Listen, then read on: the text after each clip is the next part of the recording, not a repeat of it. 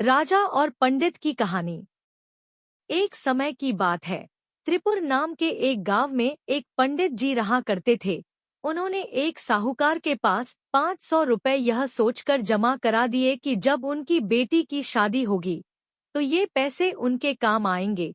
देखते ही देखते समय निकलता गया और बेटी शादी योग्य हो गई। पंडित जी ने अपनी बेटी के लिए योग्य वर देखना शुरू कर दिया। कुछ समय बाद उन्हें अपनी पुत्री के लिए एक योग्य लड़का पसंद भी आ गया, जिसके बाद पंडित जी साहूकार के पास अपने पैसे लेने गए। साहूकार ने उन्हें पैसे देने से इनकार करते हुए कहा, मेरे पास आपने कोई पैसे जमा नहीं कराए।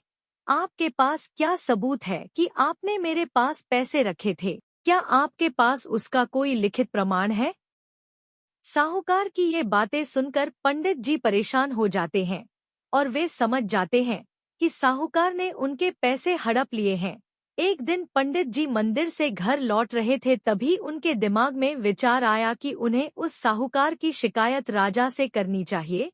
हो सकता है राजा इस परेशानी का कोई हल निकाल दें।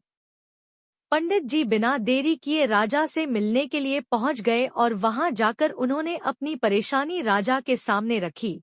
पंडित जी की बात सुनकर राजा ने कहा कि कल नगर के लिए हमारी सवारी निकलेगी। तुम उस समय उस साहूकार की दुकान के सामने जाकर खड़े हो जाना। राजा की बात सुनकर पंडित जी अपना झोला उठाकर घर को निकल गए।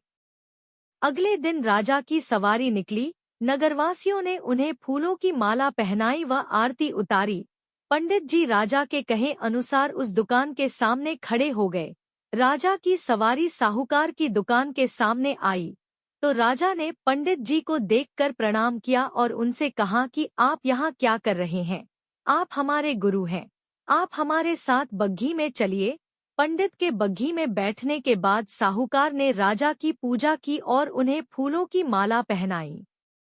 उसके बाद राजा की बग्घी आगे बढ़ गई। पंडित जी को कुछ दूर आगे जाने के बाद राजा ने बग्घी से उतार दिया और बोला कि मैंने अपना काम कर दिया है, अब आगे देखो क्या होता है। पंडित और राजा के संबंध को देखकर साहूकार सोच में पड़ गया और उसे घबराहट होने लगी कि कहीं पंडित उसकी शिकायत राजा से न कर दे। वह घर जाकर रात भर सो नहीं पाया। सुबह दुकान पर जाकर सबसे पहले साहूकार ने अपने मुनीम को पंडित जी को सह सम्मान दुकान में लाने के लिए कहा। मुनीम पंडित जी को ढूंढने निकल गया। कुछ देर बाद पंडित जी उसे नगर में एक पेड़ की छांव में आराम करते हुए नजर आए। मुनीम ने पंडित जी को कहा कि साहूकार ने उनको दुकान में लेकर आने के लिए भेजा है। मुनीम पंडित जी को सम्मान के साथ दुकान लेकर आता है।